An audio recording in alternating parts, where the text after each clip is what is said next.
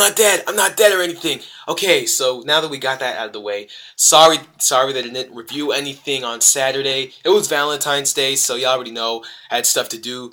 And first of all, let's get into this episode of Durarara. We get what traced back from the last episode when Celty had all of a sudden gotten her head cut off. I put it in quotes because she's the headless rider.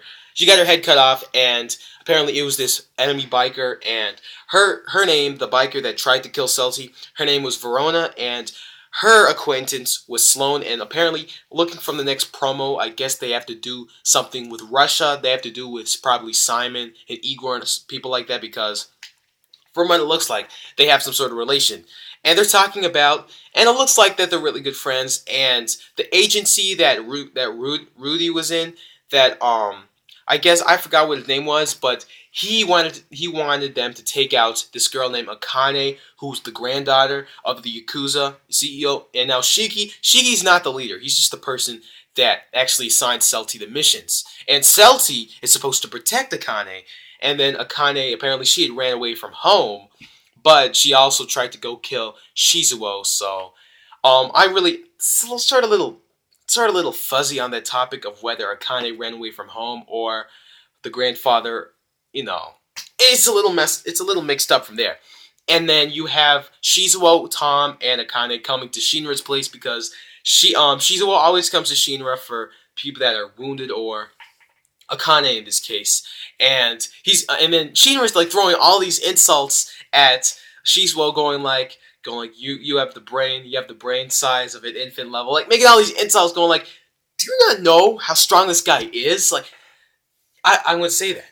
And he inspects Akane, and Akane, apparently she had like a really high fever, so then she was medicated and everything. She was asleep. Yeah, Tom playing Call of Duty or some crap. Don't know how that came to be, but I guess Tom is a gamer. And they're talking about like probably why Akane has a fever or anything, and it's just something that was common, probably like a cold or something.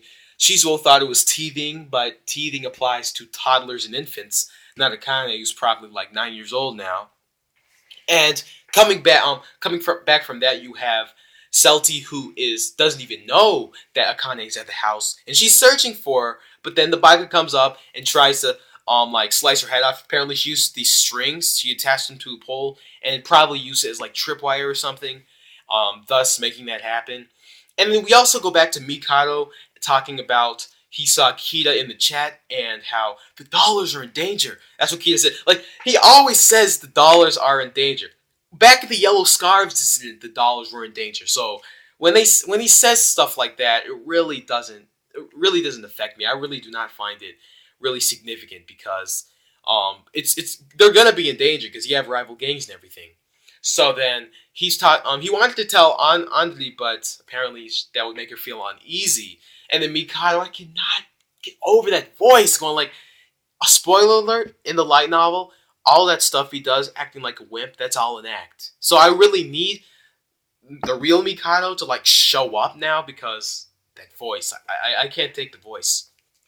And they're talking about it, and then Sonohara, also known as Andri, she is sort of getting a little scared about if somebody's breaking into her home or something. She looks out the window, nobody's there, but then she opens the door, and then she sees somebody with some like pliers, and they cut the chain open, and that's how the episode ends. So probably we're gonna see a kidnapping. Somebody kidnaps Sonohara, and I can't wait to see how that happens. But anyways, that is it for me. Be sure to stay tuned for Kuroko Basket.